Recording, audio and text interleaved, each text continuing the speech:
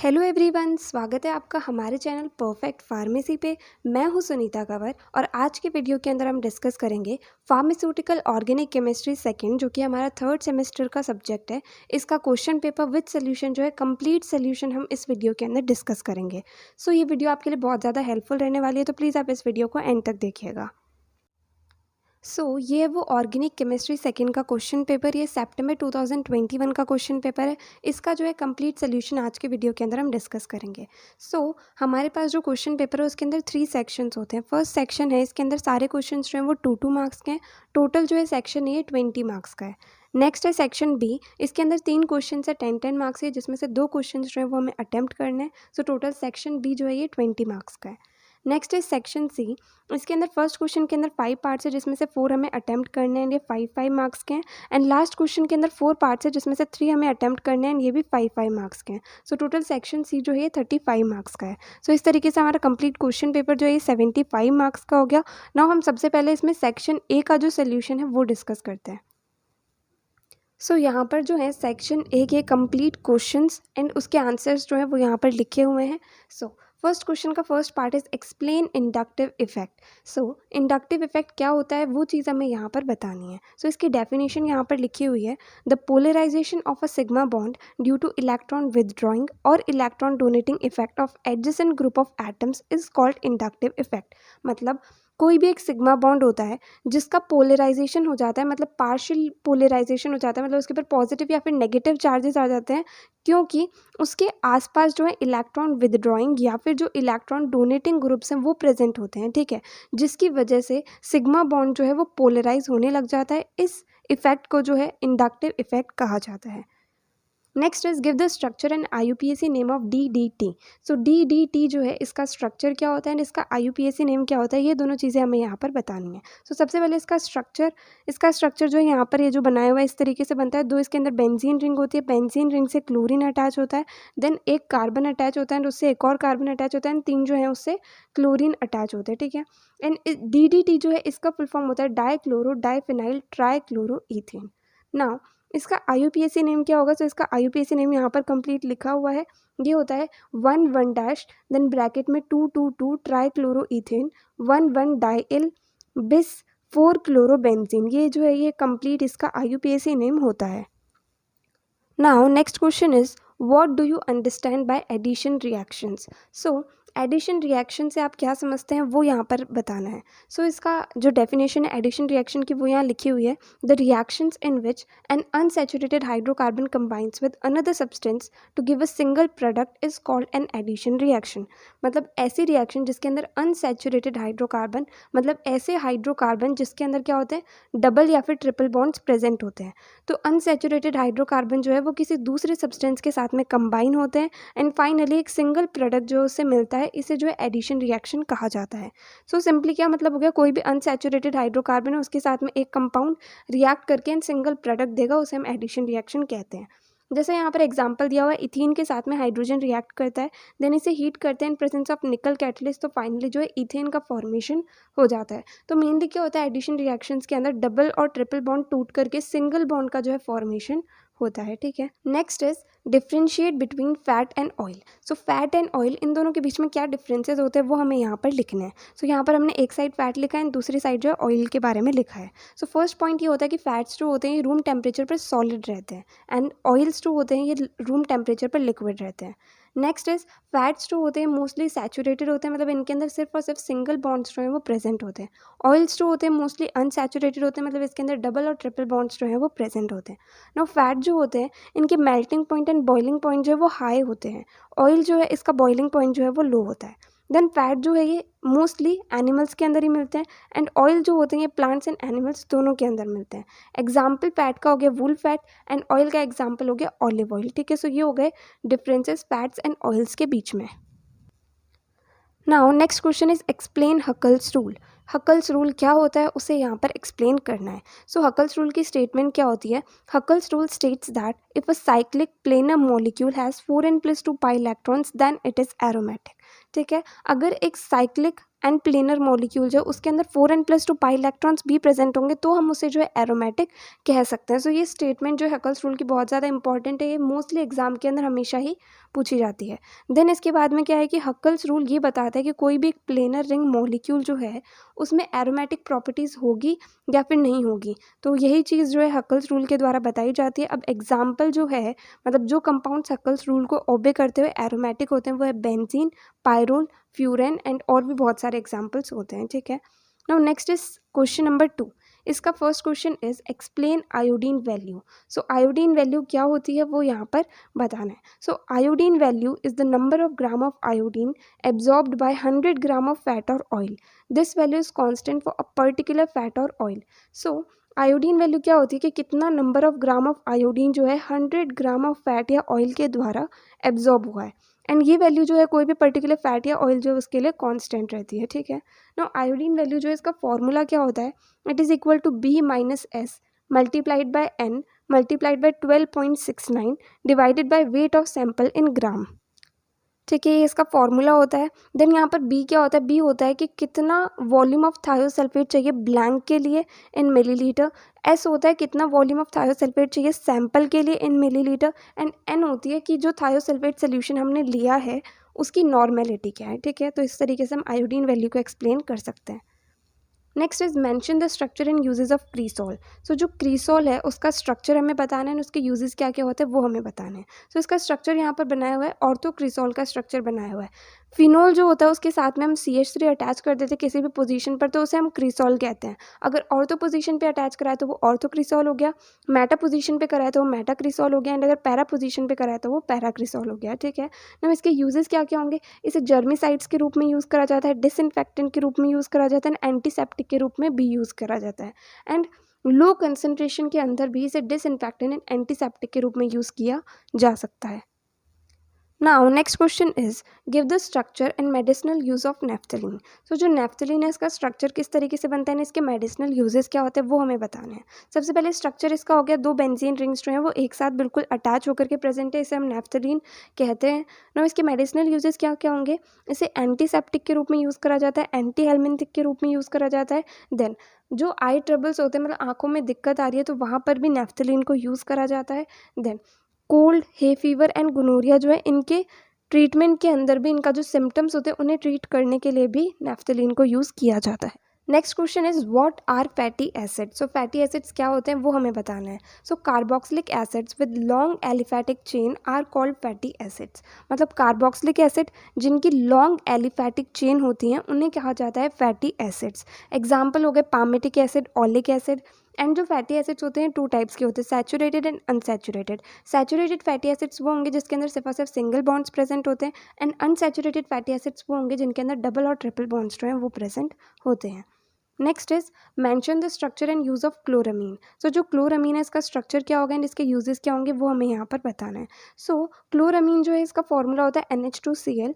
इसका जो स्ट्रक्चर है वो कुछ इस तरीके से बन जाता है N then H2 and then Cl। यहाँ पर इसका स्ट्रक्चर जो है बना हुआ है। देन इसके यूजेस क्या क्या होते हैं, इसे ब्लीच के रूप में यूज़ करा जाता है, ऑक्सीडेटर के रूप में यूज़ करा जाता है।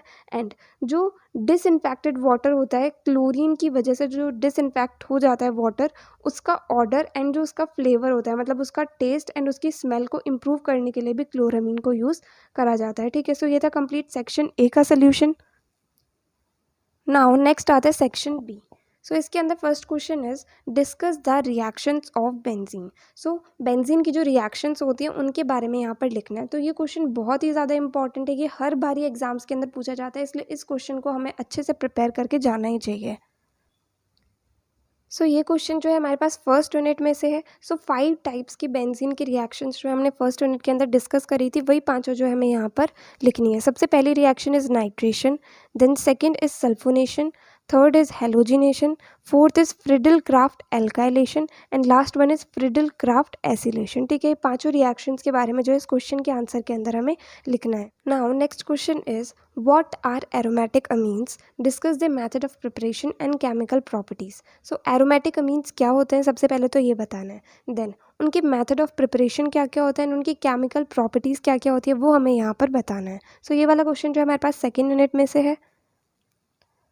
सो एरोमेटिक अमीन्स क्या होते हैं? ये ऑर्गेनिक कंपाउंड्स होते हैं जिसके अंदर एक एरोमेटिक रिंग जो है वो एक अमीन से अटैच होती है, ठीक है। सो ये होगी डेफिनेशन एरोमेटिक अमीन्स की। देन मेथड ऑफ प्रिपरेशन क्या होते हैं? First is ammonolysis of halogen compounds, second is reduction of nitro compounds, third is ammonolysis of phenols, fourth is Hofmann's method and fifth is किमडेट reaction, ठीक है। ये सारे जो है मेथड ऑफ प्रिपरेशन है एरोमेटिक अमीन्स के, ठीक है। केमिकल प्रॉपर्टीज के अंदर क्या आएगा? इसके अंदर क्या होता है? Lone pair of electron present होता है जिसकी वजह से सारी की सारी रिएक्शंस जो है वो देता है, ठीक है। जैसे कि एसाइलेशन रिएक्शन होती है, सल्फोनेशन रिएक्शन होती है, डाइएजोटाइजेशन रिएक्शन होती है, ग्रिग्नार्ड रिएजेंट के साथ में रिएक्शन होती है। तो लोन पेयर ऑफ इलेक्ट्रॉन इसके अंदर प्रेजेंट होता है एंड ये जो है बेसिक नेचर के होते हैं, तो यही इसकी जो है केमिकल प्रॉपर्टीज होती हैं।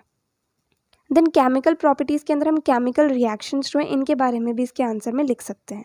Next question is elaborate the method of preparation, reactions and uses of phenol. So जो फिनोल है उनकी क्या क्या मेथड ऑफ प्रिपरेशंस हो सकती हैं, क्या क्या रिएक्शंस होती हैं, यूजेस क्या क्या होते हैं फिनोल के, ये सारी चीज़ें जो हैं कि हमें इसके आंसर के अंदर लिखनी है। सो ये क्वेश्चन जो है ये भी हमारे पास सेकेंड यूनिट में से है। सबसे पहले हमें बताना है कि मेथड ऑफ प्रिपरेशन क्या क्या हो सकते हैं फिनोल को, मतलब फिनोल को किस किस तरीके से हम प्रिपेयर कर सकते हैं। First method is from chlorobenzene जिसे डॉप प्रोसेस कहा जाता है, second is from cumene, third is from sodium benzene sulphonate, fourth is from aromatic amines, ठीक है। ये चारों मेथड ऑफ प्रिपरेशन है फिनॉल के। Then next is chemical reactions of phenol. Phenol जो है इनकी केमिकल रिएक्शंस क्या क्या हो सकती है? First is formation of salt. Phenol क्या है? ये एक एसिड है, तो जब इस बेस के साथ रिएक्ट करेगा तो उससे सॉल्ट एंड प्लस वाटर का फॉर्मेशन होगा, ठीक है। Next is reaction with ferric chloride और फेरिक क्लोराइड टेस्ट, ये भी इसकी एक रिएक्शन होती है। Next is formation of ester, next is formation of ether, then next is Reimer Tiemann reaction, ठीक है। ये सारी जो हैं ये रिएक्शंस हैं फिनॉल की। तो इस तरीके से हम मेथड ऑफ प्रिपरेशन एंड जो केमिकल रिएक्शंस होती है फिनॉल की वो लिख सकते हैं। देन नेक्स्ट आते हैं कि फिनॉल के यूजेस क्या क्या होते हैं। फर्स्ट यूज इसका ये है कि इसे डिसइंफेक्टेंट एंड एंटीसेप्टिक के रूप में यूज़ कर सकते हैं, एंटीऑक्सीडेंट के रूप में यूज़ कर सकते हैं। देन कॉस्मेटिक्स के मैन्युफैक्चरिंग में एंड कुछ फार्मास्यूटिकल्स के मैन्युफैक्चरिंग के अंदर भी फिनॉल को यूज़ करा जाता है एंड फिनॉलिक रेजिन्स बनाने के अंदर भी फिनॉल का यूज़ रहता है, ठीक है। कंप्लीट इस क्वेश्चन का आंसर जो है इस तरीके से हम लिख सकते हैं। ये हो गया complete section B. Now next is section C. इसके अंदर first question is discuss the methods of preparation of aromatic acids. Aromatic acids जो है इन्हें प्रिपेयर करने के लिए अलग अलग मेथड्स कौन से होते हैं वो हमें बताना है। ये वाला क्वेश्चन जो है ये भी हमारे पास सेकेंड यूनिट में से है। यहाँ पर जो है एरोमेटिक एसिड्स को प्रिपेयर करने के लिए अलग अलग मेथड्स दिए हुए हैं। First is oxidation of primary alcohol and aldehyde, ये most common method of preparation होता है एरोमेटिक एसिड्स के लिए। Second is hydrolysis of nitriles, मतलब जो नाइट्राइल्स हैं उनके साथ में हम वाटर को ऐड कर देंगे तो उस तरीके से जो है हम एरोमेटिक एसिड्स को प्रिपेयर कर सकते हैं। Next is carbonation of Grignard reagent. जो ग्रिग्नार्ड रिएजेंट है उसके अंदर हम कार्बन डाइऑक्साइड को ऐड करते हैं तो उसकी वजह से फाइनली हमें जो है एरोमेटिक एसिड मिल जाता है। Next is oxidation of carbon side chain, मतलब जो कार्बन है उसकी जो साइड चेन प्रेजेंट है उसका ऑक्सीडेशन करके हम उसे एरोमेटिक एसिड के अंदर कन्वर्ट कर सकते हैं। Next is hydrolysis of benzotrichloride. जो बेंजो ट्राइक्लोराइड होता है उसका हाइड्रोलाइसिस अगर हम करते हैं तो उससे भी फाइनली हमें एरोमेटिक एसिड मिल जाता है, ठीक है। ये सारे थे method of preparation of aromatic acids. Now next question is elaborate the synthesis and medicinal use of phenanthrene. जो फिनेंथ्रीन है इसका सिंथेसिस किस तरीके से होता है, इसके मेडिसिनल यूजेस क्या क्या हो सकते हैं वो हमें यहाँ पर बताने हैं। ये क्वेश्चन जो है हमारे पास फोर्थ यूनिट में से है। यहाँ पर जो है फिनेंथ्रीन के सिंथेसिस के मेथड्स दे रखे हैं। फर्स्ट इज हैवर्थ फिनेंथ्रीन सिंथेसिस, इसकी मदद से जो है फाइनली हम फिनेंथ्रीन को सिंथेसाइज कर सकते हैं। And next is Bardhan Sen Gupta phenanthrene synthesis, इससे भी हम फाइनली फिनेंथ्रीन जो है इसे बना सकते हैं, ठीक है। देन नेक्स्ट आते हैं कि इसके मेडिसिनल यूजेस क्या क्या होंगे।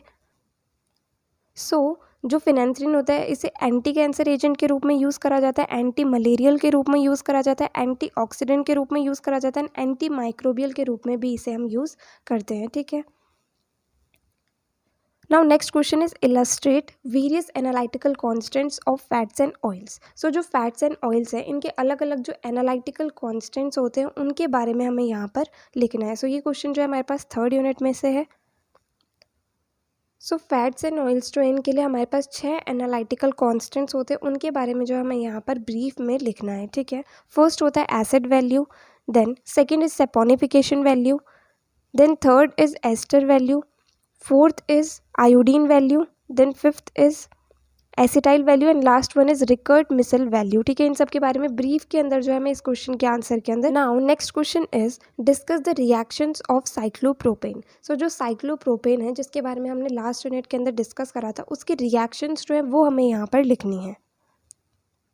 सो यहाँ पर जो है साइक्लोप्रोपेन एंड साइक्लोब्यूटेन दोनों की रिएक्शंस दी हुई है। हमें जो है इस क्वेश्चन के आंसर के अंदर सिर्फ और सिर्फ साइक्लोप्रोपेन की रिएक्शंस जो है वो लिखनी है। ठीक है, तो सबसे फर्स्ट रिएक्शन होती है हेलोजिनेशन, सेकेंड होती है catalytic hydrogenation, third is effect of heat, fourth is addition of hydrogen iodide. ठीक है, ये चारों रिएक्शन जो है हम इस क्वेश्चन के आंसर के अंदर यहाँ पर लिख देंगे। Now next question is write a note on synthesis and uses of diazonium salt. So जो डाइजोनियम सॉल्ट है उसका सिंथेसिस किस तरीके से होता है और उसके यूजेस क्या क्या होते हैं, इसके ऊपर एक नोट जो है वो हमें यहाँ पर लिखना है। सो ये क्वेश्चन हमारे पास सेकेंड यूनिट में से है। जो यहाँ पर डाई एजोटाइजेशन रिएक्शन होती है, इसके द्वारा जो है फाइनली डाइजोनियम सॉल्ट का सिंथेसिस होता है। इसकी सिंथेसिस के अंदर हम ये कंप्लीट डाई एजोटाइजेशन रिएक्शन जो है इसे लिख देंगे। देन आते हैं यूजेस क्या क्या होंगे डाइजोनियम सॉल्ट के। सबसे फर्स्ट यूज इसका होता है synthesis of hydrocarbon, next is synthesis of phenol, next is synthesis of cyanide and carboxylic acid, next is synthesis of azo dyes and last is synthesis of important halogen substituted arene. ठीक है, ये सारे जो हैं ये इसके यूजेस हैं। Now last question का first part is discuss Sachse Mohr theory. ये हमारे पास फिफ्थ यूनिट के अंदर थ्योरी आती है स्टेबिलिटी ऑफ साइक्लो एल्केन्स के लिए, तो इसके बारे में हमें यहाँ पर लिखना है। यहाँ पर जो इस थ्योरी के बारे में लिखा हुआ है इसे थ्योरी ऑफ स्ट्रेनलेस रिंग्स भी कहते हैं। एंड इस थ्योरी के हिसाब से क्या होता है कि जो 5 मेंबर्ड रिंग है उसके अंदर तो एटम्स क्या होते हैं, 5 मेंबर्ड या उससे कम वाली जो रिंग है उसके अंदर तो एटम्स सेम प्लेन के अंदर प्रेजेंट होते हैं। बट अगर हमारे पास 6 मेंबर्ड या फिर उससे ज़्यादा मेंबर वाली रिंग होती है तो उसमें क्या होता है कि एटम्स जो हैं वो अलग अलग प्लेन्स के अंदर प्रेजेंट होते हैं। ठीक है, तो इस तरीके से जो है साइक्लो एल्केन्स की स्टेबिलिटी जो है वो इफेक्ट होती है। तो यहाँ पर इस थ्योरी के बारे में अच्छे से लिखा हुआ है, तो ये कंप्लीट जो है ये आपको यहाँ पर लिखना है। Next question is give evidence and support of structure of benzene. जो बेंजीन का स्ट्रक्चर है उसके सपोर्ट में जो एविडेंस है वो हमें यहाँ पर बताना है। स्ट्रक्चर ऑफ बेंजीन को सपोर्ट करने वाले जो एविडेंसेस है, यहाँ पर 2 तरह के एविडेंसेस लिखे हुए, analytical evidences and synthetic evidences. तो इनके बारे में जो है कंप्लीट हमें यहाँ पर लिखना है। ये कंप्लीट 3 एनालिटिकल एविडेंसेस, देन यहाँ पर दिए हुए सिंथेटिक एविडेंसेस। ठीक है, इनके बारे में जो है हमें इस क्वेश्चन के आंसर के अंदर लिखना है। Next question is discuss the mechanism of electrophilic substitution reactions of benzene. Benzene जो है वो most commonly electrophilic substitution reactions देता है, तो उस रिएक्शन का मैकेनिज्म क्या होता है वो हमें यहाँ पर डिस्कस करना है। यहाँ पर जो है इलेक्ट्रोफिलिक सब्सटीट्यूशन रिएक्शन के अंदर मेनली 3 स्टेप्स होते हैं। ठीक है, इसके मैकेनिज्म में वो यहाँ पर लिखे हुए हैं। सबसे पहला स्टेप होता है फॉर्मेशन ऑफ इलेक्ट्रोफाइल, सेकंड होता है attack of electrophile on benzene ring to form carbonium ion, and third होता है loss of proton else final product. ठीक है, मतलब सबसे पहले इलेक्ट्रोफाइल का फॉर्मेशन होता है, देन इलेक्ट्रोफाइल जो होता है वो बेंजीन रिंग के ऊपर अटैक करता है जिससे फाइनली कार्बोनियम आयन बन जाता है, देन कार्बोनियम आयन जो है उसमें से प्रोटॉन का लॉस हो जाता है जिससे हमें फाइनल प्रोडक्ट जो है वो मिल जाता है। ठीक है, अब यहाँ पर हम एक एग्जांपल के साथ भी लिख सकते हैं, जैसे हमने नाइट्रेशन रिएक्शन लिख दिया, इसका मैकेनिज्म लिख दिया, तो इस तरीके से जो इसका कंप्लीट आंसर हो जाएगा।